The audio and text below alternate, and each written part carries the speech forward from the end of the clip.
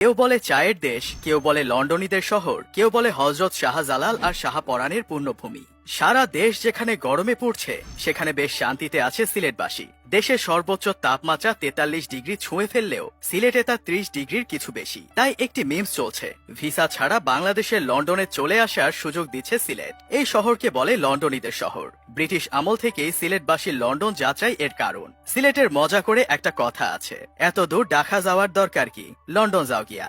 বাংলাদেশের যেসব অঞ্চলের মানুষদের আলাদা লিখিত ভাষা আছে তার একটি সিলেট। ভাষার নাম নাগরী। লোকে বলে অনেক মায়া সেই উচ্চারণে, আপন আপন লাগে। প্রাচীন আমল থেকেই সমৃদ্ধ জনপদ। তবে আজকের যে সিলেট শহর সেটি খুব বেশি সময়ের পুরনো নয়। 1897 সালের 12 জুনের প্রলয়ঙ্করী ভূমিকম্পে ধ্বংস হয়ে যায় পুরনো শহর। এরপর গড়ে ওঠে ইউরোপীয় ধাঁচের শহর। 1890-এর দশকে তৈরি হয় নতুন রাস্তাঘাট। 1912 থেকে 15 সালে আসাম বেঙ্গল রেলওয়ের একটি শাখা যুক্ত করে সিলেটকে। চা শিল্পের কারণে 20 শতকের প্রথম দিকে সিলেটের গুরুত্ব বাড়তে থাকে। 1950 ও 1960-এর দশকে প্রবাসীদের কারণে বাড়তে থাকে নগরায়ন। প্রাকৃতিক গ্যাস, তেল, চুনাপাথর, কঠিন শিলা, বালু সহ অন্যান্য প্রাকৃতিক সম্পদে অনন্য একটি জেলা সিলেট। এখানকার মাটি চা চাষের জন্য বিশেষ উপযোগী এবং এর অপার সৌন্দর্য পর্যটকদের আকৃষ্ট করে। সিলেটে আছে অভিজাত বিভিন্ন রিসোর্ট ও পর্যটন স্পট। হাওর বিল, ছোট বড় টিলা, অরণ্য আর জলাবনও হাতছানি দিয়ে ডাকে মানুষকে। একদিক দিয়েই কিছুটা পিছিয়ে আছে সিলেট, সেটি হলো শিক্ষার হার। লন্ডন যাত্রায় যত আগ্রহ, স্কুলে ততটা নয়। এটা হয়ে গেছে সিলেটের রীতি। তবে ইদানিং আগ্রহ বেড়েছে শিক্ষায়ও। জেলা হিসেবে সিলেটের শুরু British east India company Bangla, Bihar, উড়িষ্যার হর্তাকর্তা বনে যাওয়ার পর 1772 সালে 17 মার্চ। এর পরের 102 বছর জেলাটি ছিল ঢাকা বিভাগের অংশ। তবে 1884 সালে আসাম নামে প্রদেশ হলে এর অংশ হয় সিলেট। 1947 সালে বাংলা ভাগ হয়ে ভারত ও পাকিস্তানে পড়ে। সে সময় সিলেট কোন দেশে পড়বে সেই সিদ্ধান্ত হয় গণভোটে। জনতা রায় দেয় তারা পাকিস্তানের সাথে থাকতে চায়। সিলেটের একাংশ করিমগঞ্জ আবার পড়েছে ভারতে।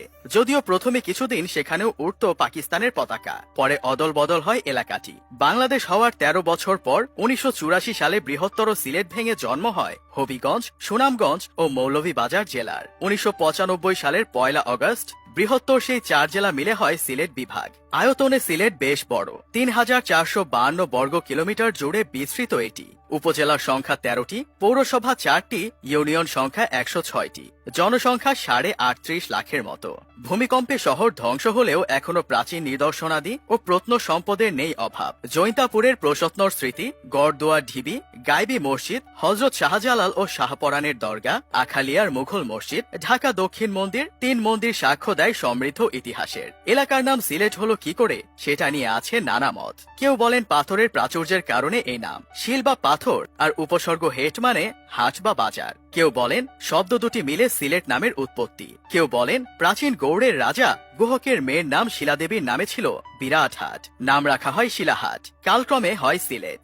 হিন্দু পুরাণ বলছে বিষ্ণু চক্রে খণ্ডিত সতীর সব দেহের 51 খণ্ডের 2টি পড়ে সিলেটে। সতীর অপর নাম শ্রী, তার সঙ্গে হড্ড বা হাড় জুড়ে হয় শ্রীহট্ট, সেখান থেকেই সিলেট। শ্রী মানে প্রাচুর্য বা সৌন্দর্য, হস্ত অর্থ হাত। যেখানে শ্রীয়ের হস্ত পাওয়া গিয়েছিল সেই জায়গার নাম শ্রীহস্ত, তা থেকে কালের বিবর্তনে হয় শ্রীহট্ট বা সিলেট। কেউ বলেন হজরত শাহজালাল রহমতুল্লাহ আলাইহের সিলহরজা আদেশ থেকে সিলেট নামের উৎপত্তি। সিলেটে আসার পর পথে অনেক বড় বড় পাথর পড়ায় এমন আদেশ করেন তিনি। পাথরখণ্ড সরে গেলে সিলহট নামটির জন্ম। প্রাচীন যুগে শ্রীহট্ট নামে ছিল রাজ্য। কিছু কালের জন্য এর পরিচিতি ছিল হরিকেল নামে। 7ম শতকে চীনা পরিব্রাজক হিউয়েন সাং এলাকাটিকে শিলিচট্রল লিখেছেন। 10ম শতকে এই জেলা জয় করে মহারাজা শ্রীচন্দ্র। তার অধীনে শ্রীহট্ট মণ্ডল নামে গড়ে ওঠে প্রশাসনিক বিভাগ। 1303 সালে গৌড় গোবিন্দকে হারিয়ে সিলেট জয় করেন হজরত শাহজালাল। সিলেট আসে সুলতানদের অধীনে। তখন এলাকার নাম ছিল জালালাবাদ। ইংরেজ আমলে কাগজপত্রে সিলহেট নামটির ব্যবহার ছিল। ঘুরে বেড়ানোর জন্য সিলেটে নেই জায়গার অভাব। জাফলং এর ঝর্ণা, পশ্চিম জাফলং এ পান্থমাই জলপ্রপাত, ফেঞ্চুগঞ্জ সার কারখানা, পাথরকোয়ারি, বিছানাকান্দি ও ভোলাগঞ্জ, মালনী ছড়া চা বাগান, লাক্কাতুরা চা বাগান, জলাবন, রাতারগুল, লালাখাল টিলা ও চা বাগান, হজরত শাহপরান ও শাহজালাল রহমতুল্লাহ আলাইহের মাজার, হাকালুকি হাওর দেখে কেটে যাবে সময়।